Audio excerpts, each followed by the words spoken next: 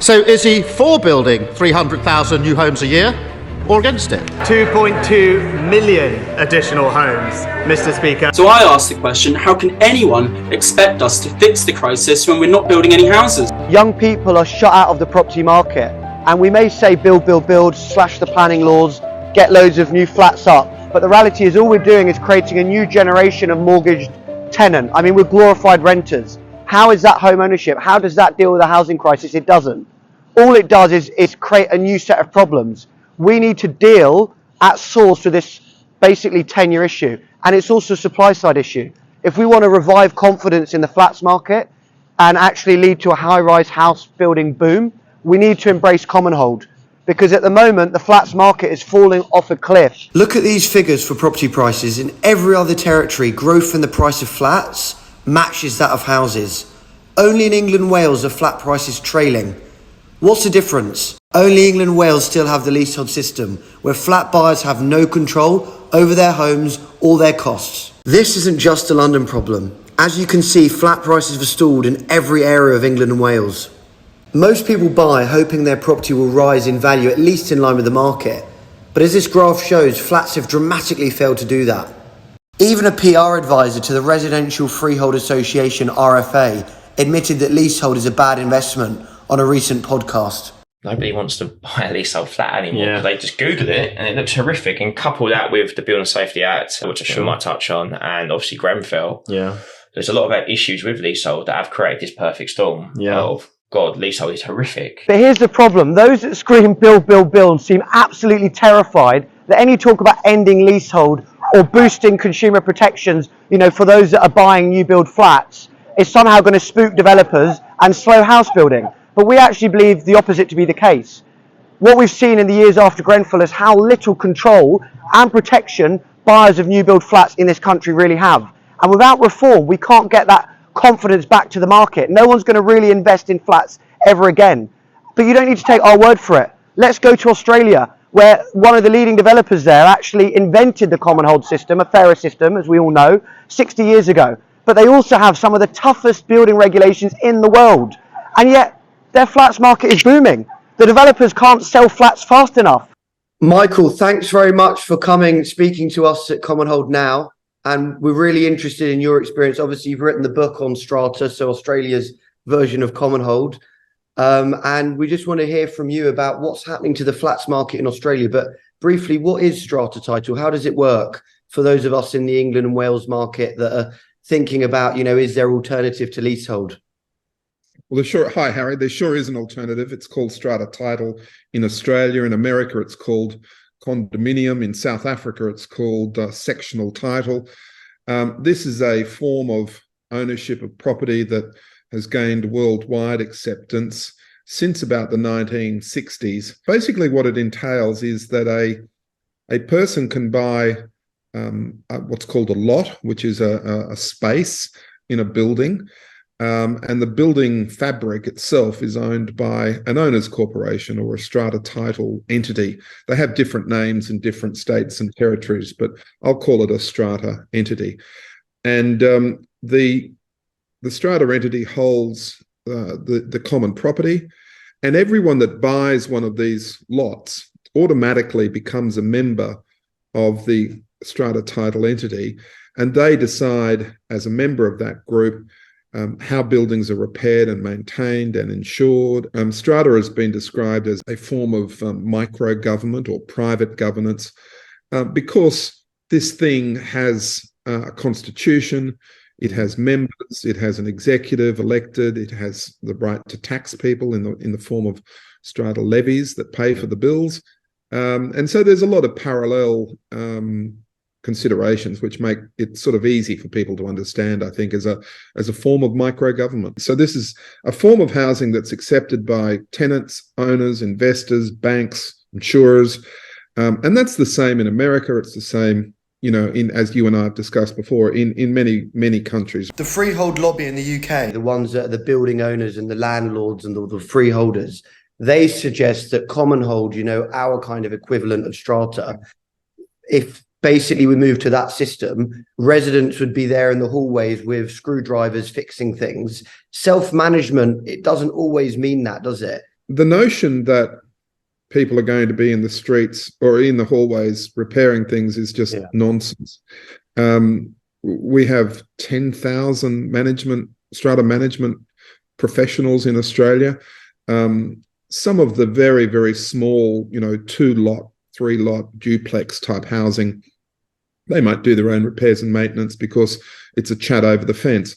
But once it gets any bigger than that, there are management companies that specialize in strata management, some of which are listed on the stock exchange. One of the things that I think is interesting about this current debate in London, in England and Wales, is that developers can't make a profit on strata building, and that just doesn't bear scrutiny. There are developers building things all the time in Australia that make 20-25% profit on risk, which is the type of margin that you would expect in most countries. And ironically, the founder of strata in Australia was Dick Dusseldorf, who was the founder of Lend-Lease, which has developed some very significant properties in England, and they are a very large developer here with something like $121 billion worth of work in the pipeline.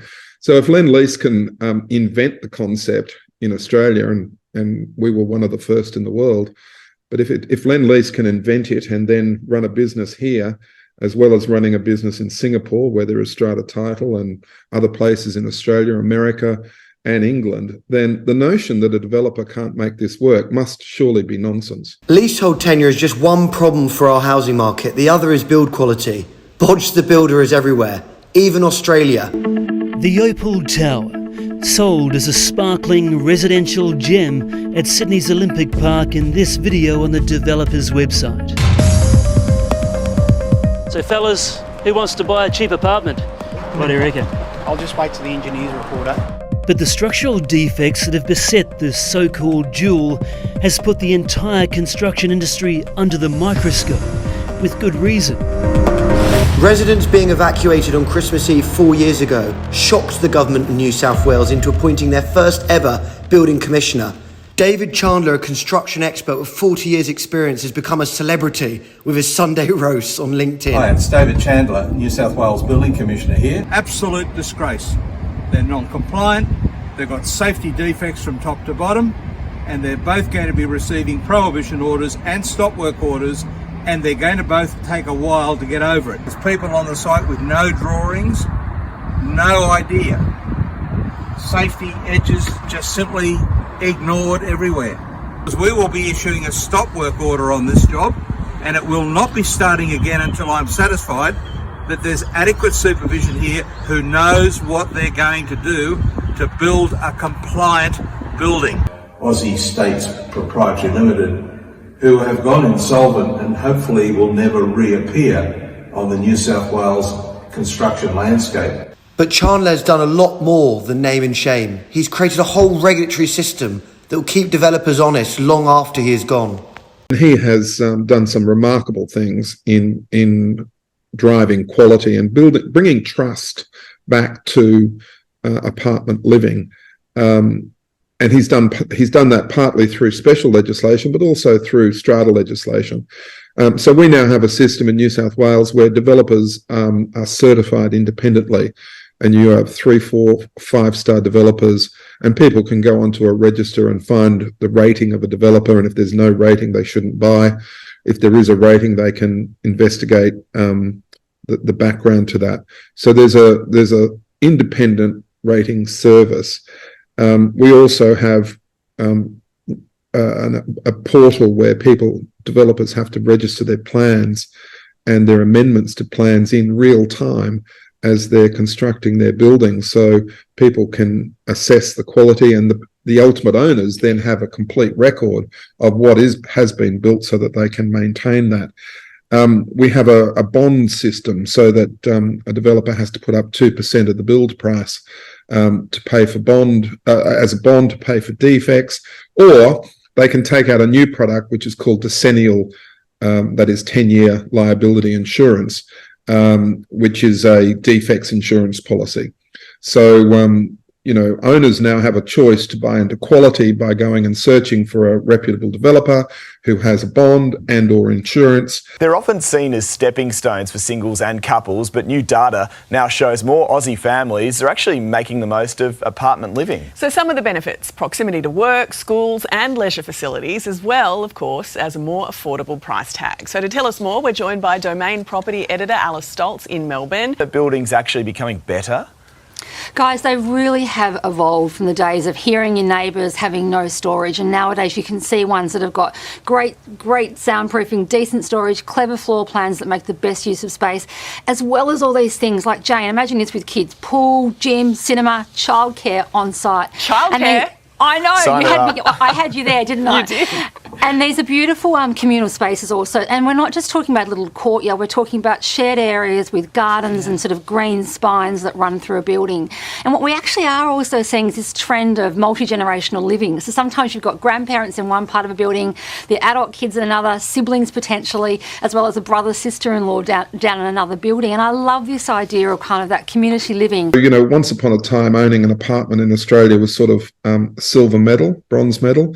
But there are people now that choose that as a form of ownership above detached housing because they want to be closer to cities, closer to places of employment, closer to infrastructure, and all those sorts of reasons. So it's a vibrant economy. It's a recognised asset class. It's as large as commercial property in Australia. So it's for the life of me, I can't understand why developers in England aren't flocking to the concept, because they can use this to produce a product that people are going to want to live in, who are going to become engaged in responsible management of property, and it will also benefit those that manage this type of property.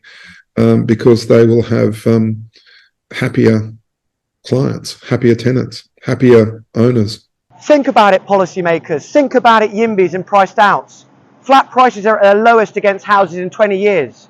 Now, if the market was working properly, buyers would be flocking back to flats. But they're not. No matter how cheap a flat gets, would you buy one when you have zero control over the cost to run it? Would you buy one when you've got zero protections if the block was poorly built? No, you wouldn't. And what we say is absolutely at Commonhold now, we support build, build, build. But it's not going to work without serious reform of tenure and consumer protections. Now, the rest of the world understand this. All these other governments do. Why don't these?